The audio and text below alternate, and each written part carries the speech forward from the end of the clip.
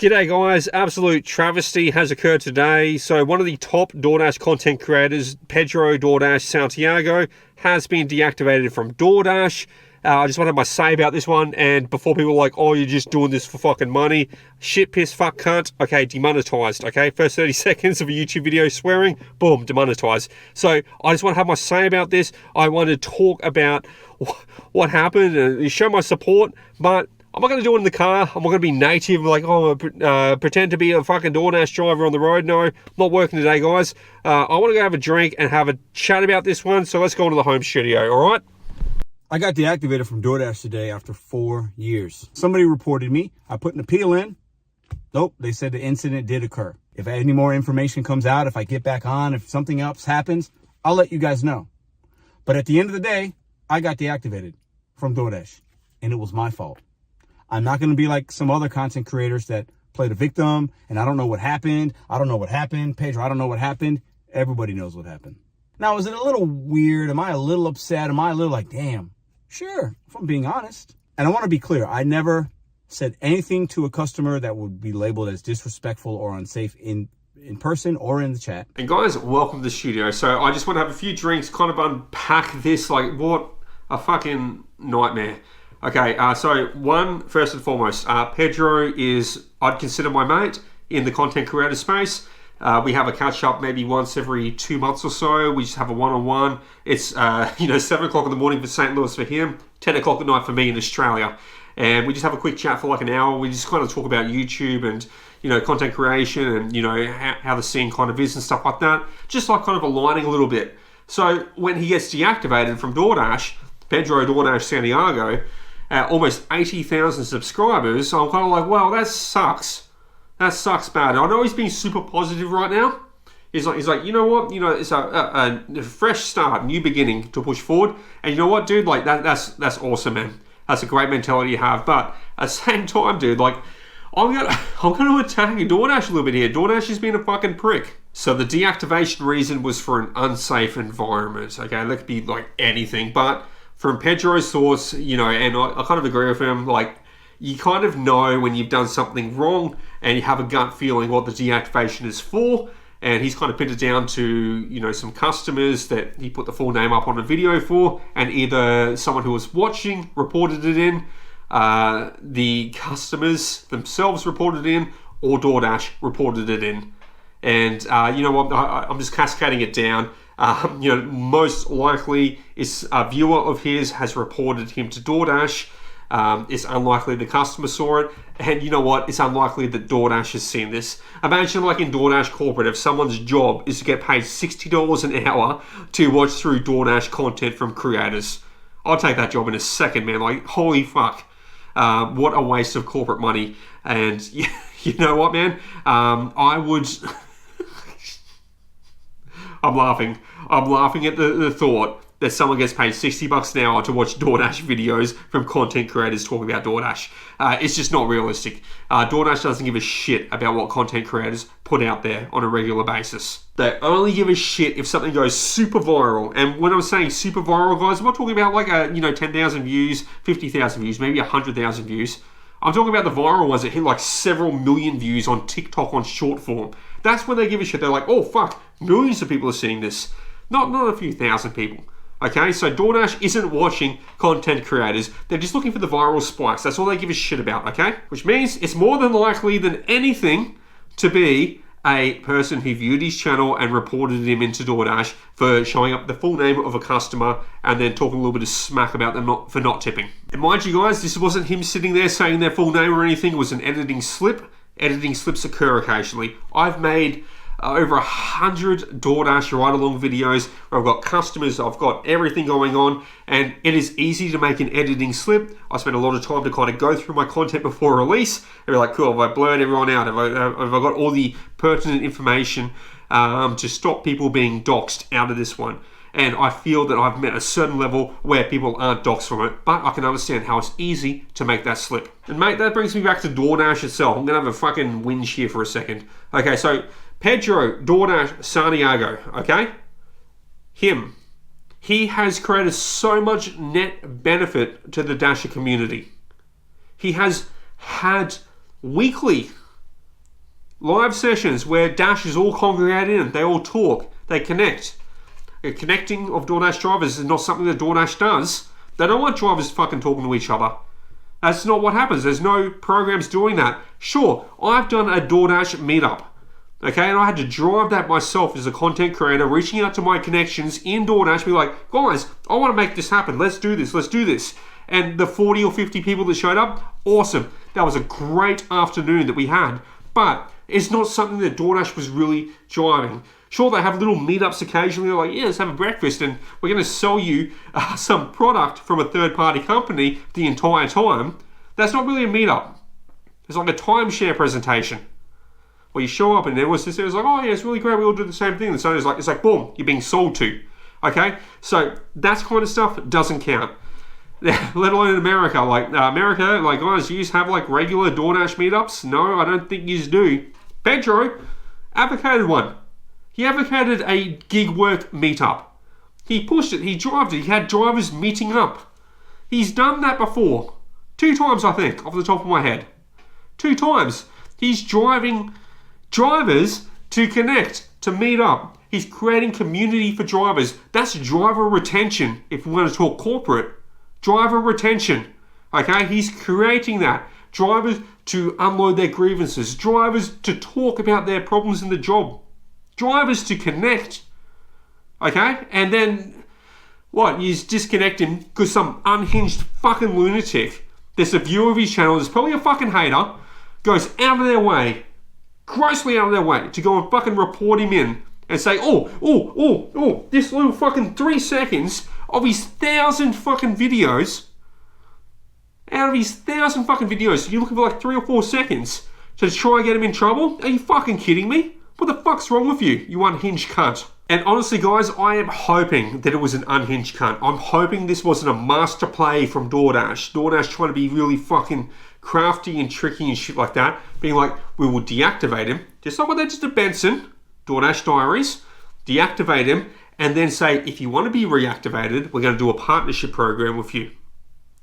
I hope that is not the case that they're trying to pull here. Because Pedro's not going to fucking fall for that one. And cards on the fucking table, guys. Chris O here from Australia. I've got a partnership with DoorDash, but it is nothing like these partnerships that was coming out from like Megan Risman talking about it, from the other content creators like, Benson, a couple of the other ones floating around. If you dig through, you can find them pretty quick and easy. But mine is nothing like that. Mine is just purely an affiliate link for new drivers. Because I was spamming across onto DoorDash's ads when they're looking for new drivers, my video links, and using my personal referral. That's what I was doing. DoorDash put up an ad saying, yeah, it's really great to drive for DoorDash in Australia. Suddenly, bam, my YouTube video sitting in their comment sections on Facebook, and it's saying, this is what it's like to drive for DoorDash in Australia. And then in the description, it would have my sign up link, my personal referral link. And DoorDash was like, you know what, let's give him his own link, and a lot less money, by the way, guys, than what the personal referrals were for. And I was like, fucking hell. I took it. It was good, I think. But the biggest thing was a negotiation on terms. Unlike like Megan Risman, when she was talking about it, and the other American content creators that have signed up to it, for me, it was purely a driver referral link, and I had complete free agency and control over my content. Whereas some of them had to send their content into review to DoorDash. Not a single fucking video on my YouTube has been sent to DoorDash ever for review. They've sent ideas for videos to me, and I think one of them was like, how to sign up to DoorDash. And I turned around and I was like, yeah, cool guys, I'll put this in the backlog. And it took me 12 months to make a how to sign up to DoorDash video, because I was like, I'm out of content this week, I'll just do this one. So I have free agency over my channel. So I hope that DoorDash isn't trying to strong arm Pedro, deactivating his account, and then coming in and saying, if you want to be reactivated, you have to sign a partnership agreement. Pedro, dude, if you're watching this, I think you will, but if you are watching this and they come at you that way, ask for free agency and control over your content. Be like, yeah, sure, give me a fucking affiliate link for new drivers signing up, but other than that, I have free agency and control. I don't need to send you guys shit. You can negotiate that, dude, so do it. Don't be a sucker like these other guys that sign up on partnerships. Control your agency on your video. And I hope DoorDash doesn't go down that path with it. But other than that, guys, I think it's a bit of a dangerous game. Some of the content creators out there, people like myself, people like Pedro, there's a couple of others out there too, they all have the kind of concept that we want to see the community do better. We want to see the community grow, not just on YouTube numbers or anything like that, but as people in the community. We want to see people succeed. We want to build people up. I get my kicks out of people making extra revenue, getting ahead in life. That's where I see my kicks from. I know Pedro's probably the same, helping people develop, helping people become better people, and just by, I guess, increasing revenue from gig apps, being better at gig apps. For myself, I always preach, it's a side hustle. Push it, increase your revenue. That's how it works in Australia. Pedro does his own thing. He talks about stepping stones in America. We want to see people become better people. People grow across, people become successful. If they're already successful, become more successful. But then you have these fucking trolls, these fucking haters circling around, these negative pieces of shit. I have a hater channel out there. I've been in hater videos and stuff like that. It is annoying. It is frustrating watching it.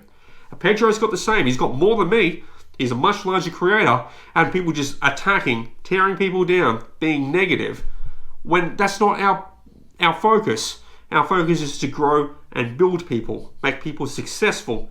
And then you have these haters trying to destroy the opportunity that we are trying to create for people, trying to push that positivity out there, that growth mindset, that be successful mindset out to people. Don't give up, hang in there, roll with the punches, all that kind of stuff.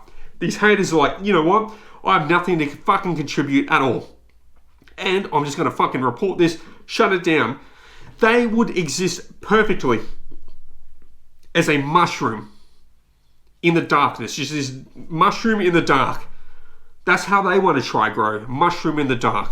I'm not saying that we're bringing the light to the situation, but I'm saying, like, move towards the light. Don't be a fucking mushroom in the darkness like these fucking haters. They've tried to tear down Pedro's channel, if that's the case. If it's a hater reporting in, fuck them. Okay, that's just bullshit. But other than that, like, Pedro, dude, talking to you, I know that in 6 months, man, and you know this as well, you can reapply across to DoorDash. I know that there is someone in PR keeping an eye on you because you've had that chat, you've got that direct communication with them. All right, I'd probably send a message across to them, be like, hey, what the fuck's going on here? I've just got these negative viewers reporting me in, just to check the waters on it, test the waters on it. And you know what? When you're in the space that we're in, there's always going to be haters, always people trying to tear you down, always people attacking you in fucking comments. When you put your name to a video and you put yourself out there, there's always tall poppy syndrome. Tall poppy syndrome is what it is, man. Like, people just trying to cut you down. And because it makes them feel better for whatever fucking negative, dark, twisted reason it is. So these fucking tall poppy syndrome cunts, fuck them, all right? Let's try and keep positive. Let's try and push this forward. And I know as well, man, like, that you have turned around and you've said, hey, this is actually something I've been waiting for, wishing for almost. So you can get like a fresh start on some content. And man, like, if you go down that path and you get a fresh start on content, you don't get reactivated, so be it, man. Like, you're going to fucking kill it. You're great at what you do. But if, if you do get reactivated, man, I just really hope that DoorDash kind of understands that there is twisted little fucking sick cunts out there that want to tear down content creators, talking positively, trying to help people make more money, that are bitter. Most of them have been driving for years, and they're still caught in this, I'll say, mental fucking health issue that they have. Most of them have mental health issues, and they're just trying to tear down anyone talking positively because it makes them feel better. And they need to see a fucking therapist. They have a chat. They got fucking PTSD from their DoorDash days, and they haven't let go. They haven't had the therapy that they need to move ahead. Look, guys, I'm a few fucking drinks in right now. I don't think it's right what happened to Pedro. I understand he did make a fuck up on his editing. Fair enough. It happens. Okay? But the net positive that he creates for the DoorDash community, for the Dasher community, far exceeds by a million fucking miles a small editing slip. Okay? So maybe Pedro pulls that one video down if DoorDash asks and says, pull that video down and we'll reactivate you. Sure, do that. I think that's a good middle ground. But if DoorDash doesn't reactivate Pedro, I would really question how much focus and care they have for the Dasher community. It would solidify that they don't give a fuck about American Dashers. It would show that we don't give a shit about Dasher communities. We don't want Dashers to talk to each other. We don't want them to communicate or collaborate. Because Pedro is a central hub for that. He creates that communication, that hub. When people are frustrated, working in their cars alone, they tune in, they watch. They're like, okay, other people are feeling the same. They jump in the comments, they connect. And if you remove that connection, if you remove that hub, you're saying, Dashers, you're all alone. And I don't think that's a message that DoorDash should be pushing out there to their drivers. So, hashtag reactivate Pedro.